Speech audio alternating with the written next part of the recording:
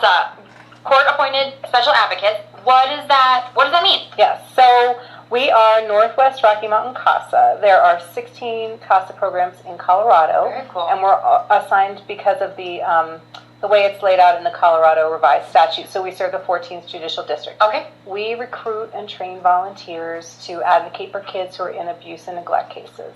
Got it. So our volunteers are assigned to one family at a time, and they advocate for those children throughout a dependency and neglect court case. So that means they meet with the children, they meet with the parents, they meet with all the support system, doctors, physicians, and they write regular court reports to the judge to help the judge make a decision in the best interest of the child. Interesting. Yeah. How long have you been a part of it? I was living in Idaho, and I was hired at the very end of September. Okay. And came down here. I moved down here, I think, a couple days before Halloween. Oh my gosh. And by down here, I mean, I'm in Rock County. Okay. Yeah. And then you travel kind of throughout the 3 and help out where it's needed. That's crazy. Did you do CASA stuff in Idaho, or was it new to your organization, new to you? Well, I'm a lawyer, and so in Idaho, I would get assigned to these types of cases up there. They're called Child Protection Act cases. Got it. As an attorney for one of the parents. And then I would work, since CASA's national, we had it up there, so I would work with the volunteers, and I really value the organization, and I knew all about it. So when I saw the job easy shift pop up, I wanted the job. How was the move? How's Route County? Oh, I love it. I lived in Steamboat in the 90s. Oh, there you go. Yeah, I met my husband there. He's wanted to be there since we left. Very cool. It's nice. My best friend is there. You know, it's nice to go back. Yeah. Do you ski and outdoorsy? Are you a summer or winter person? Which one? I'm both. Yeah. I snowboard, and I have little kids, and we go to the lake all the time up at Steamboat Lake, and we're both. We're outdoors. That's awesome. So good to be back in Colorado. And tell me how many families are affected by CASA, specifically here in our judicial district? Well, so in the 14th, as of June this year, in June I think we were serving 28 children, or 29 children, I'm sorry. We have 28 volunteers, and that's divided up by district, and you can never predict. It just depends on, if parents are found to have abused or neglected their child, then a court case is filed, and we get appointed. Wow. And so you just don't know how that's going to come about. Maybe a lot or a little, or do you see any trends seasonally? Is it just what it is throughout the year? It's what it is. You never know. Every time people think there's a predictor, it doesn't seem to happen, and then sometimes people don't see it coming, and then we get a big uptick. So got it. We just got to be prepared. Do you see all types of abuse and neglect? Yes. And there's just a wide range of... It's a wide range. It's really hard facts. It takes a special person to be able to volunteer and handle it. But, we see everything from witnessing drug abuse to physical abuse to sexual abuse. It's hard stuff. Right. And you said you have 28 volunteers? Yes. So are they specific to different types of abuse, or they just do what gets handed to them? They do. Well, I have 2 program coordinators, one here in Grand County and one who handles Routt and Moffat County. And they, look at the facts of the case and figure out which volunteer maybe it would fit. And talk to that person and see if they're ready for it. Yeah. That's crazy. Yeah. I feel like, you said it takes a special person. Do volunteers go through training? And they do. We do. They do 32 hours of training. And half of that is online and half is in person with the program coordinator in their county. Interesting. And, CASA was started in the 70s by a judge who wanted more eyes on these cases, who wanted more facts from a layperson. So they don't have, necessarily a degree in social work or anything. They're not an attorney. They're just giving facts to the judge. So that's why it's only 32 hours. 32 hours is a lot. And then they do also have 12 hours of ongoing training annually. So they stay abreast of what's going on. So there's value to just having community members advocate for these kids. Well, we have a lot to talk about. I want to know more about how you can volunteer and all that kind of stuff, but we're going to take a quick break. We are talking court-appointed special advocates with Sue here on TV 18. Stay tuned. We are joined by Sue, the Executive Director of CASA, which is Court-Appointed Special Advocates. thanks again for being here and sharing this with us. Yes, thank you. So we were talking a little bit about volunteers, and I'm just curious a little bit more about it. When you go through the training, you volunteer, you go through the training, what does that mean? What are you ultimately going to volunteer to do? Length of commitment, and kind of walk me through that process. All right. Well, hopefully our volunteers will stay with us for a long period of time, and what they are volunteering to do is when parents are found to have abused or neglected their children, there's a court case that's filed. Our volunteer then gets assigned to that child or the children of one family at a time. They meet with those kids maybe twice a month. They meet with them pretty regularly.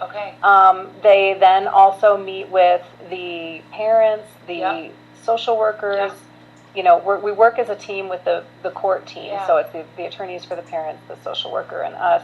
But our volunteers are meeting with all the support in the child's life. So they'll meet with physician, teacher, coaches, parents, everybody.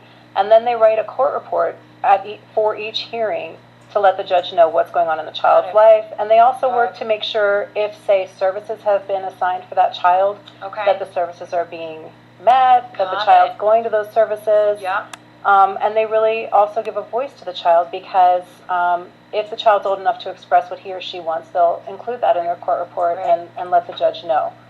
So they are busy, busy, busy. You know, last year I think, or over the last quarter, I think the average volunteer amount of time was 11 hours per month that they were giving to their cases. And how long does an average case last? Are they all over the board? They're all over the board. There are statutory requirements for younger kids that they're supposed to only last a year, but sometimes whatever the facts are cause it to last longer than that. And you know, sometimes cases go a long time, and our volunteers are kind of in it a long for time. They're in it for however long it takes. 10, 11 hours a month for that long of time. Meeting with the child. Do they usually know the child No. And so does that go through a process? Like, you don't know this family, or you don't know the background of this family? Like, yes. I feel like that could be really tricky. Yeah, we have strong conflicts of interest policies. And it is hard because we're in small communities. You know, so people know people, but we try really hard to make sure, we have to make sure our conflict of interest policies are met. They don't know the family, they're not familiar with what's happening, and you can call us. You can call our main line, which is on our website, and I can hook the person up with the program coordinator for whichever county they want to be in, or the individual county phone numbers are on our website as well. Awesome. And so when you fill out the form and go through a background check and do all that kind of stuff, do you volunteer within the county you live in?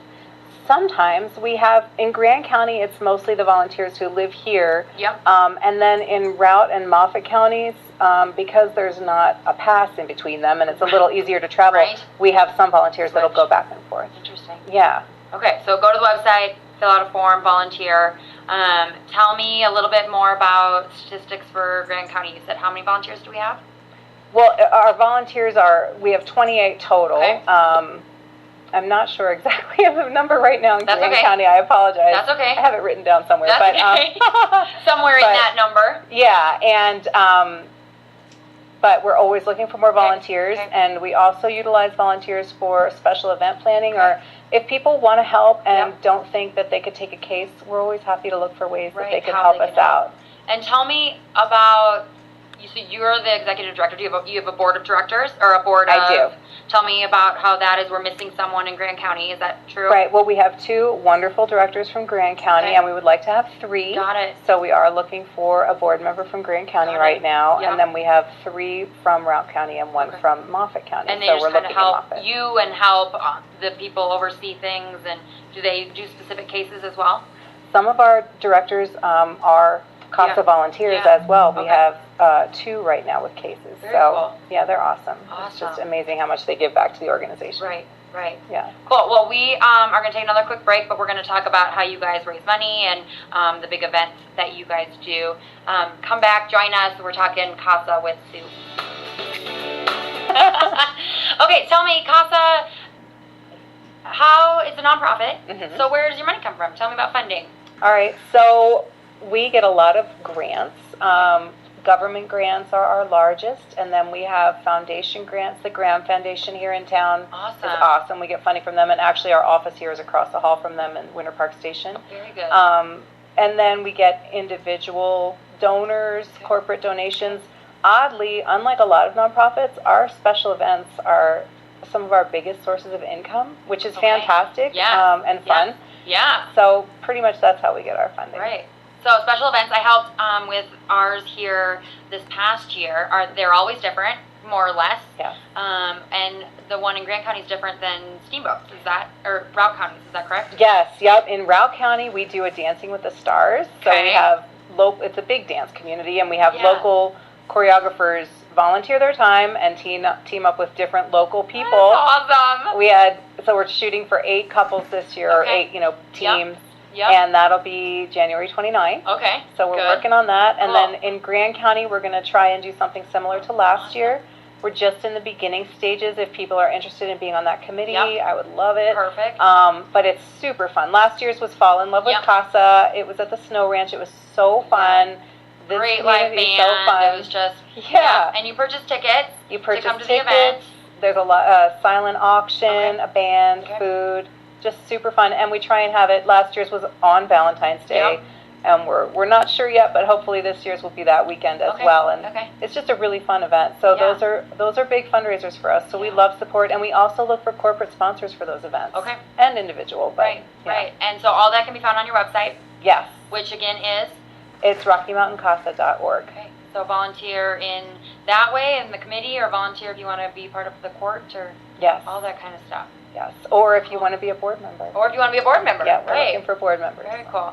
Well, thank you for being here and sharing this. This is a great organization. I'm glad to know it personally and just kind of be involved in it a little bit. So, again, Northwest Rocky Mountain Court Appointed Special Advocates, CASA. Check them out online to help volunteer within this community and Routt community. We're going to take another break. We will be back.